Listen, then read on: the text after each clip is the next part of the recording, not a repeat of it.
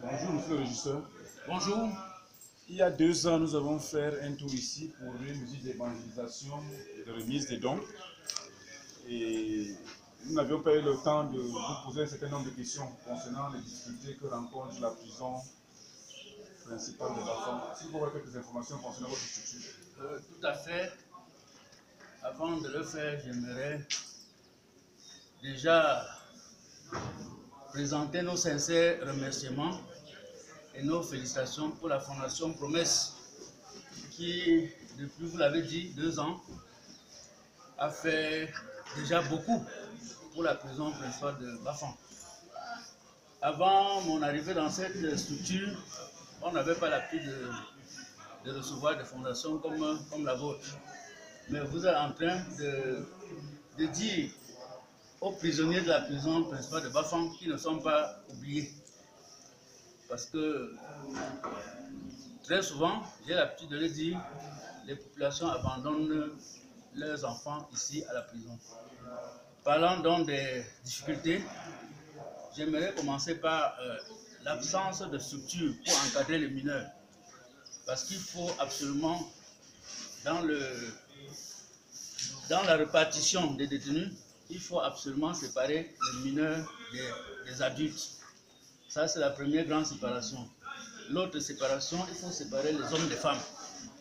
Ce qui est quand même fait de ce côté-là. Autre problème commun, comme tous les détenus, c'est les problèmes de santé. Le budget alloué par l'État n'est toujours pas suffisant malgré tous les efforts.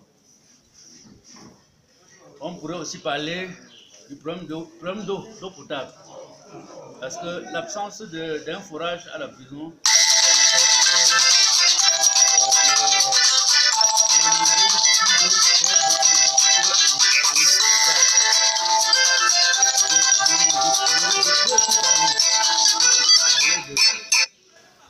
d'une absence de véhicule de ravitaillement. L'absence du véhicule de ravitaillement fait en sorte qu'on a de nombreux problèmes en ravitaillement en bois de chauffage et le transport des vivres. Je ne voudrais pas évoquer ici les problèmes de production de décisions de justice qui nous créent un peu de problèmes. Ça, c'est un problème entre le parquet et la prison. Ça fait en sorte qu'il y a des retards dans la libération de certains détenus. Et ces retards peuvent aller parfois jusqu'à 1 semaine. Ce qui est quand même un problème relativement compliqué pour le régisseur que je suis. Okay, pour ce dernier aspect, nous pouvons penser que nous avons le cas des prisonniers ici, dont nous sommes en train de prendre soin au niveau de la justice, aussi bien pour la libération que pour le processus d'avancement de leur dossier au niveau du greffe. Est-ce que vous avez une proposition spéciale ou quelque chose que vous attendez de nous spécialement par rapport à cet aspect de l'accélération du dossier des prisonniers? Comme je l'ai tantôt dit, en vous remerciant une fois de plus, j'aimerais dire là-dessus qu'il y a de nombreux problèmes. Les problèmes sont nombreux. Il y a des détenus qui ont déjà purgé leur peine à temps, à qui il manque de payer la contrainte par corps, ce qu'on appelle CPC. Et dans ce cas précis, lorsqu'un détenu a fini sa condamnation à temps, et que si jamais il paye la contrainte par corps, il devrait être libéré immédiatement. Il y a également les cas de nombreux détenus qui ont perdu un peu le mental. Parfois du fait n'est-ce pas, de la lourdeur de la peine. Je peux compter aujourd'hui environ 6 qui sont là comme des malades mentaux. Ils foutent la poubelle. Et j'ai toujours, à chaque fois que j'ai eu l'occasion de parler aux autorités judiciaires, j'ai toujours soulevé ce genre de cas. J'ai actuellement sous la main le cas d'une mineure fille qui, dit-on, a volé.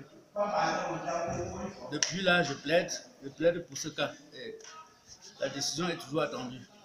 Donc les cas particuliers sont nombreux. Pour citer ces cas particuliers, peut-être qu'il faudrait les inventorier tout simplement et pour porter à la connaissance de la Fondation. Ok, en attendant votre inventaire, qu'est-ce que vous attendez de nous au niveau de ceux qui ont des problèmes mentaux En quoi est-ce que la Fondation Promesse peut vous être utile dans cet aspect de la chose? Peut-être saisir les médecins compétents pour qu'on puisse sortir des certificats médicaux permettant à la justice de faire quelque chose. Pour qu'ils comprennent effectivement qu'il s'agit des personnes qui sont déjà diminuées, qui sont non seulement en souffrance déjà du fait de la prison, mais qui souffrent aussi dans les chairs. Ok, donc en attendant donc, que ce soit fait, faites-nous donc un rapport écrit pour nous permettre de nous approcher du gouvernement, de l'administration et essayer de poser des problèmes avec des besoins qui sont issus de vous-même. Nous pensons avec ça là et nos prières, Dieu pourra pour le moment intervenir.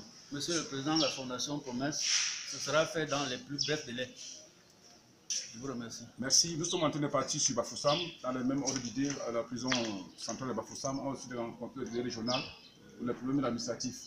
Nous espérons que nous aurons ce document à temps et que nous ferons autant que ça dépend de nous, le nécessaire pour apporter notre pierre pour l'amélioration des conditions de vie des prisonniers. Nous vous remercions, monsieur le juge. En vous souhaitant un bon voyage sur Bafoussam, je vous assure que ce sera fait dans les plus brefs délais.